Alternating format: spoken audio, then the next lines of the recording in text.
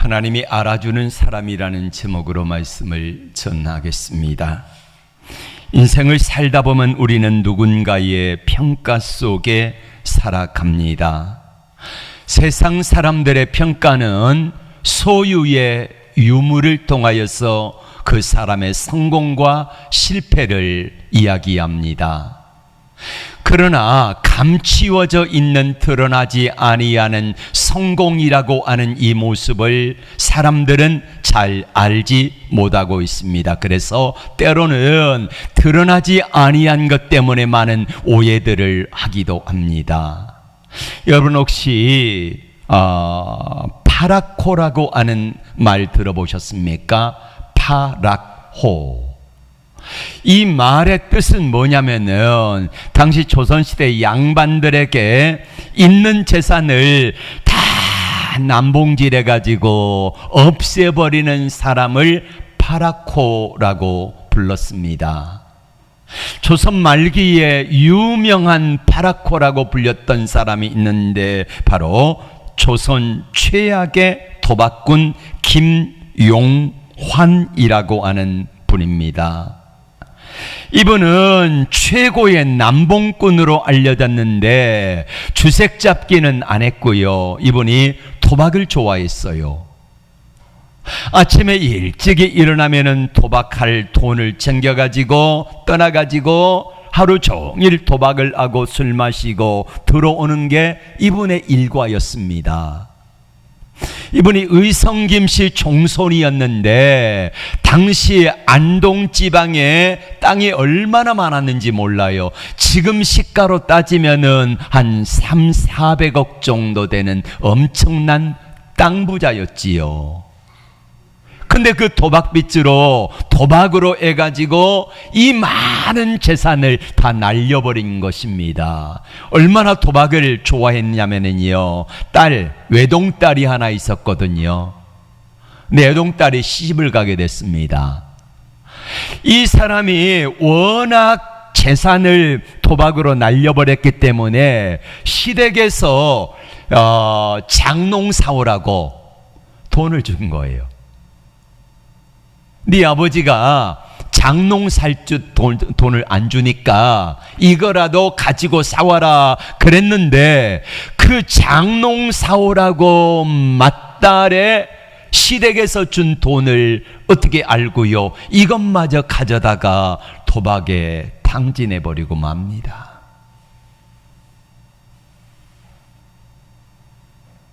여러분, 딸 입장에서 얼마나 슬펐겠습니까?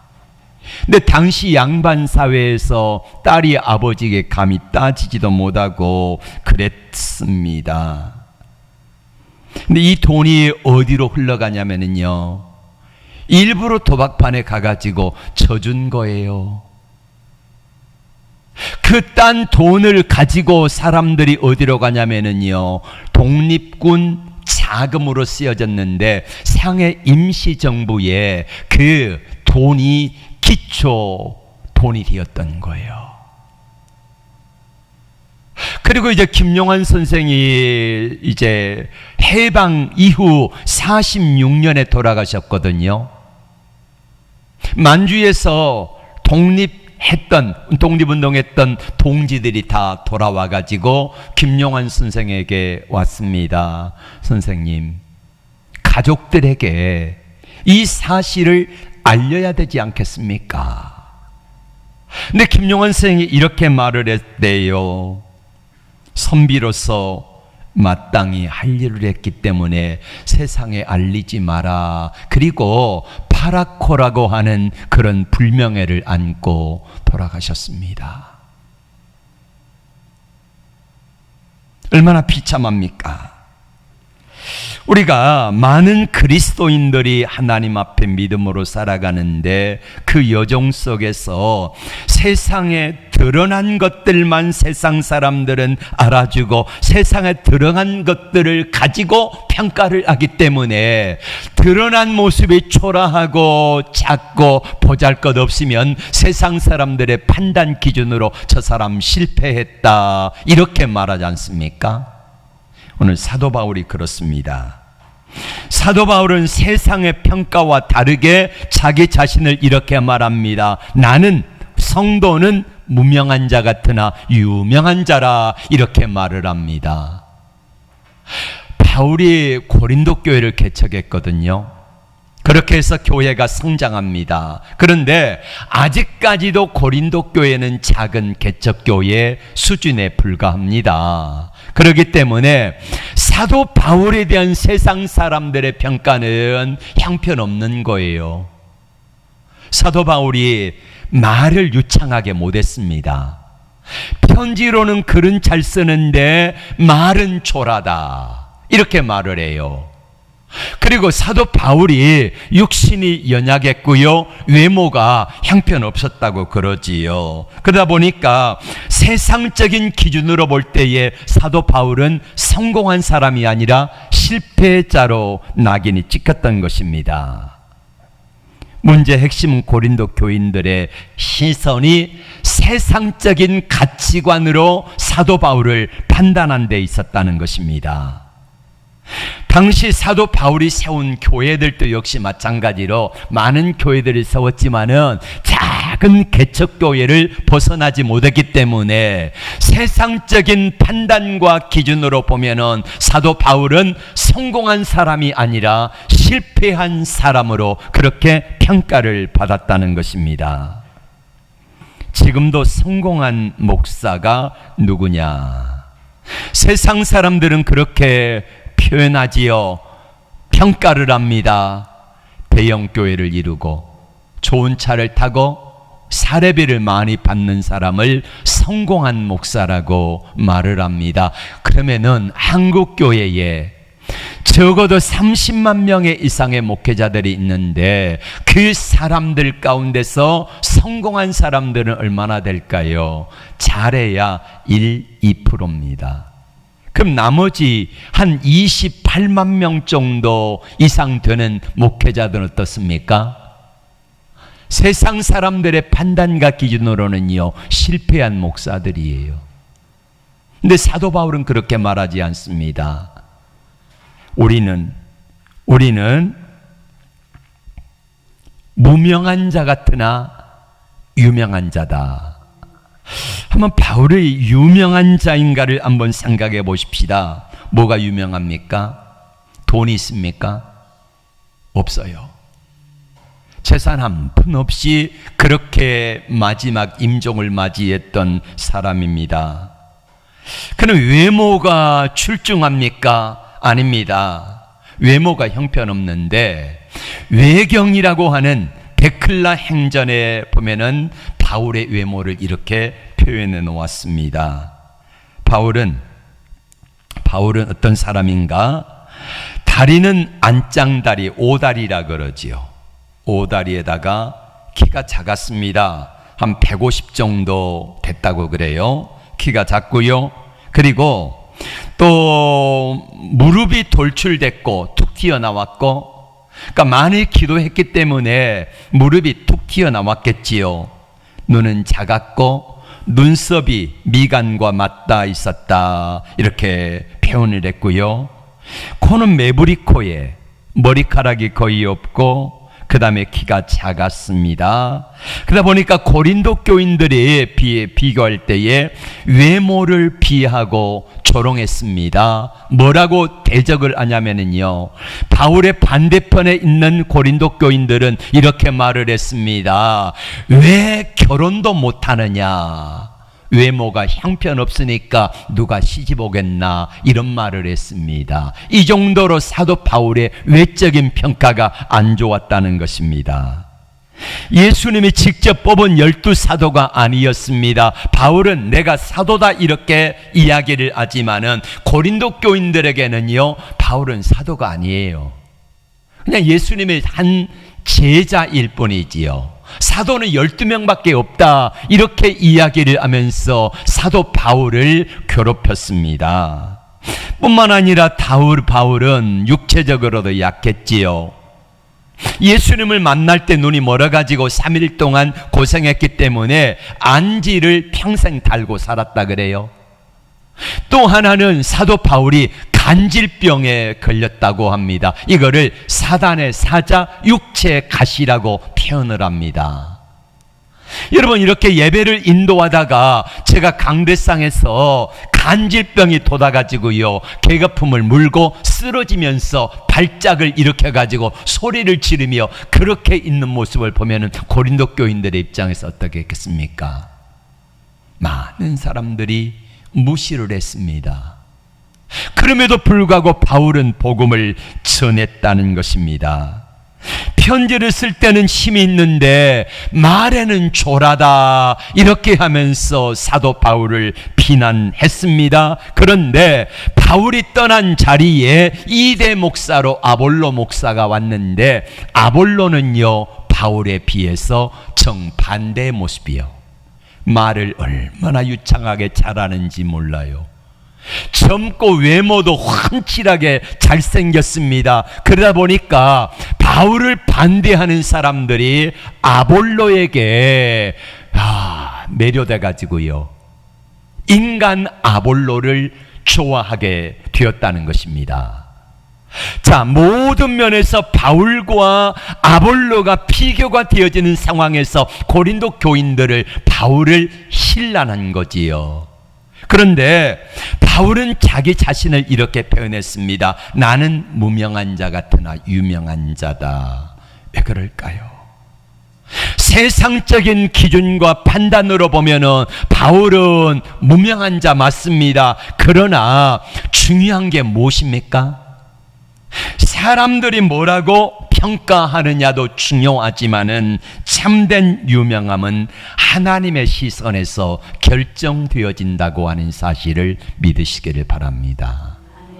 세상 사람들 날 몰라줄 수 있습니다.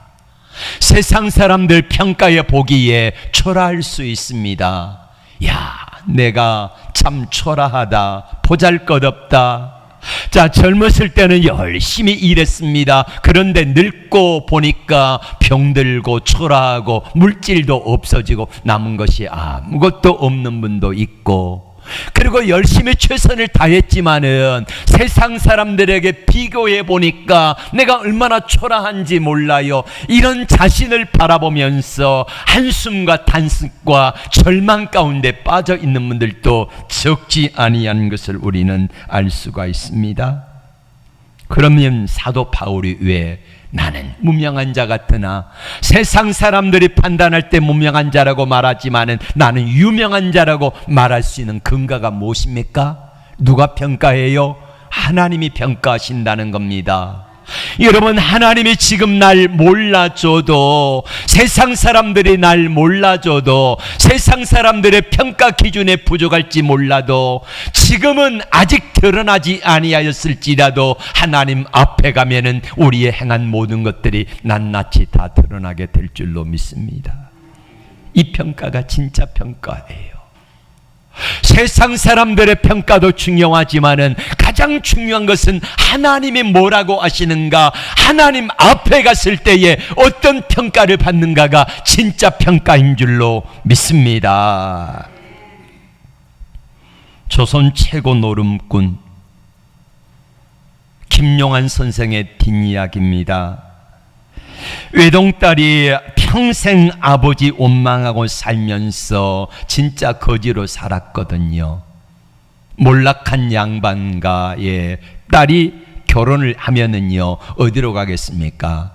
그저 고만고만한 데로 가지 않겠습니까? 그렇게 평생 아버지를 원망하며 힘들게 살았습니다.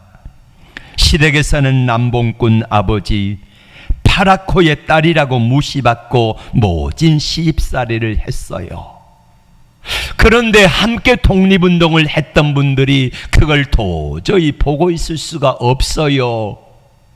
아버지는 돌아가셨지만은 그렇게 살아가고 세상 사람들의 손에 손가락질을 받으며 남봉꾼이다, 못된 자식이다, 파라코다 하면서 이런 손가락질 받는 모습을 안 되겠다 싶어서 독립운동가들이 모여가지고 이분이 있는 사실을 그대로 세상에 공개하기 시작했습니다.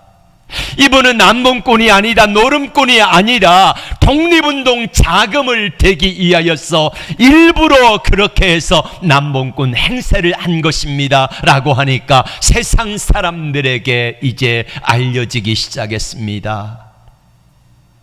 그래서 오랜 후에 몇십 년이 지난 후에 김대중 정부에서 이분에게 국민훈장을, 건국훈장, 애족장을 수여합니다.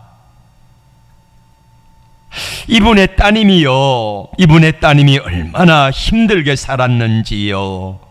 예. 그 딸 훈장 받는 자리에서 김후웅 여사는 아버지를 위한 추모시를 하나 발표를 합니다. 그럭저럭 나이 차서 16세 시집가니 청송 마평 서시문에 혼인은 하였으나 신행날 받았어도 갈 수 없는 딱한 사정. 신행 때 농 사오라고 시댁에서 맡긴 돈, 그 돈마저 가져가서 어디에 쓰셨는지.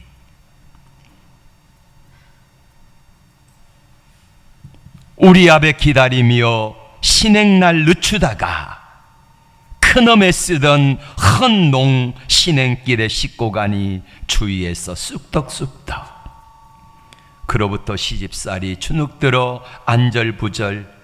끝내는 귀신부터 왔다 하여 강변 모래밭에 꺼내다가 부수어 불태우니 오동나무 3층장이 불길은 왜 그리도 높던지. 새색시의 오만 간장 그 광경 어떠할꼬. 이 모든 것 우리 아베 원망하며 별난 시집 사느라고 오만 간장도 갔더니 오늘에야 알고 보니 이 모든 거 저 모든 거 독립금 자금 위에 그 많던 천석재산 다 바쳐도 모자라서 하나뿐인 딸의 시집 외독에서 시집에서 보낸 농값 그것마저 바쳤구나. 그러면 그렇지, 우리 아베 참봉 딸이 내 생각한 대로 절대 남들이 말하는 파랗고 아니신데 우리 아베 참봉 나으리. 이 글을 읽으면서 참 눈물이 납니다. 아버지가 남봉꾼이라고 파랗고라고 오해받으면서 시집에서 한마디도 못하고 살았던 그 모진 시간들. 근데 나중에 알고 보니 우리 아버지가 참 귀한 일을 했던 것이 알려지고 존경받는 인물이 되었지 않습니까? 여러분, 세상 사람들은 좀 몰라줘도요 괜찮습니다. 주님 아시잖아요. 하나님 아시잖아요. 그러면 된 겁니다. 우리가 이 땅에 살아갈 때 금방 세상 끝납니다. 예, 금방 가요. 다윗의 눈물을 병에 담으신 하나님이 여러분의 기도의 눈물, 헌신의 눈물, 사랑의 눈물을 다 받으시고 담고 계시고 기억하신다는 사실을 믿으시기를 바랍니다. 박보영 목사님 간증을 제가 자주 말씀을 드렸지 않습니까? 이분이 할아버지, 아버지 다 목사님이세요. 그런 가정에 태어났습니다. 근데 인천 방죽교회로 아버지가 시무를 하시는데 너무 성도들이 드세요. 그래가지고 싸우면은 목사님한테 와가지고 얼마나 힘들게 하는지 몰라요. 멱살 잡고 싸우고 교회가 시끄러운 동네예요. 네. 거기서 자라면서 박보영 목사는 하나님은 안 계시는구나 이거를 생각하고 주일날 목사들이니까 예배당에 가긴 가는데 예수는 안 믿은 거예요. 하나님 없다. 어느 날 저녁 식사에 가족들이 모처럼 모여가지고 식사를 하는데 오랜만에 어떤 분이 가져다 준 생선 고등어 한 마리를 구워가지고 먹고 있는데 누군가가 문을 똑똑똑 두드린 거예요. 사택을. 그러자 자기 아버지가 얼른 고등어를요 상 밑에다 감추더래요. 왜 그랬을까요? 목사님 가정에서 고등어 생선 한 토막도 제대로 구워 먹지 못하는 그런 모습이에요. 그것도 흠이 될까봐. 그러다 보니까 이 양반의 마음속에 하나님에 대한 불신이 커졌고, 이제 대학교 들어가면서부터는 이제 서울로 올라와 가지고 공부하면서 얘 주일날도요 안 가요. 교회 안 나가요. 예수님은 멀어졌습니다. 그렇게 해서 이제 의사가 돼가지고 개업도 하고 돈도 많이 벌었는데, 하나님이 할아버지 목사 아들 아버지 목사인데 가만히 계시면 안 되잖아요. 심장병을 가지고 찾아오신 거예요. 마침 작은아버지가 인천에서 다락방 기도원을 하는데 거기 갔다가요 깨끗하게 고침을 받아요. 거기 가서 기도하면 깨끗한데 세상 나가면은요 또 도전인 거예요. 그래서 하나님을 만나고 나서 이제는 주의 뜻대로 살겠다고 하고 의사의 면허증을 찢어버리고, 그리고 있는 재산 다 팔아가지고 한 30억쯤 되어지는 돈을 가난한 이 사람들에게, 작은 교회들에게 나눠주고 신학교를 갑니다.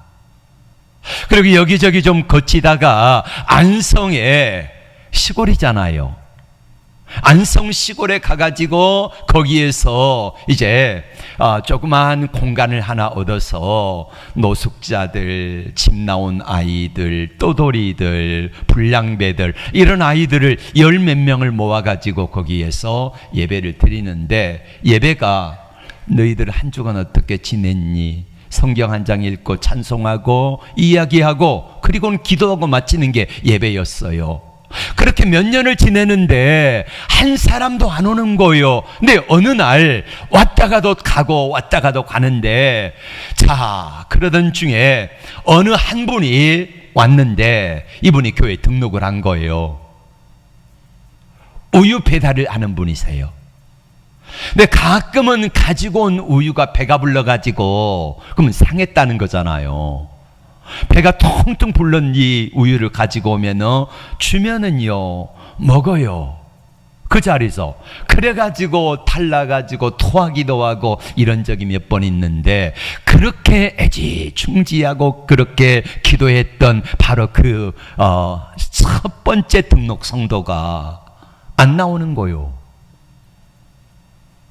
이제나 나오려나 저제나 나오려나 했는데, 그렇게 한 달쯤 지난 후에 보니까 다른 옆에 있는 작은 교회가 개척을 했는데 그 개척교회에서 전도하고 있는 모습이 보이는 거예요. 얼마나 낙심이 되는지요. 그분이 믿고, 하나님이 너무 하나님께 섭섭한 거예요. 하나님, 저 이러려고 목사 만드셨습니까? 내 자신이 너무 초라한 거예요. 네. 양 한 영혼의 마음도 변화시키지 못하는 그런 무능한 목사요, 설교자란데 하나님 어찌하여 나를 주의 종 삼으셨습니까? 이렇게 울면서 하나님 앞에 엎드려 있는데, 성령께서 그 마음속에 이런 마음을 주시더래요. 내가 알아주면 되지 않니? 내가 알아주면 되지 않니? 내가 안다, 너 수고를 다 기억한다, 이런 마음을 주시는데 갑자기 성령께서요 그 마음속에 성령의 강력한 생수가 막 마음속에 흐르는데, 내 마음에 금방까지 하나님 섭섭합니다, 하나님 내가 너무 초라하고 보잘것없습니다, 이랬던 마음이 싹 사라지고요, 시원한 여름에 냉수 같은 그런 마음을 주시더래요. 그리고 나서부터 하나님이 역사하고 일하시는데요, 아까 뭐라 그랬습니까? 내가 안다, 내가 다 기억한다 그랬잖아요. 그리고 나서 하나님이 보내주시는데 1명, 2명, 4명, 막 6명, 8명 이래가지고요, 그 자그마한 공간이요 가득 차가지고요, 우리 예배당 넓혀갑시다 그래가지고 꽤 넓은 곳으로 갔대요. 근데 거기에 한 3년쯤 열심히 전도하면 들려나 그랬더니 3개월 만에 그 강당이 빼곡하게 차버린 거예요.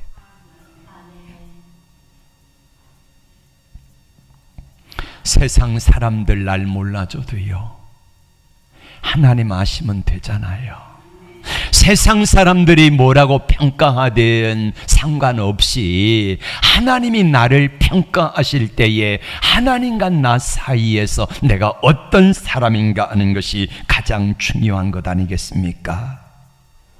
여러분, 사도 바울은 겉으로 보기에는 무명한 자 같으나 하나님이 보실 때는 유명한 자요, 죽은 자 같으나 살아있는 자요, 징계를 받은 자 같으나 죽임을 당하지 아니하고, 근심하는 자 같으나 항상 기뻐하고, 가난한 자 같으나 많은 사람을 부유하게 하고, 아무것도 없는 자 같으나 모든 것을 가진 자로다. 할렐루야. 이 고백을 하고 있습니다.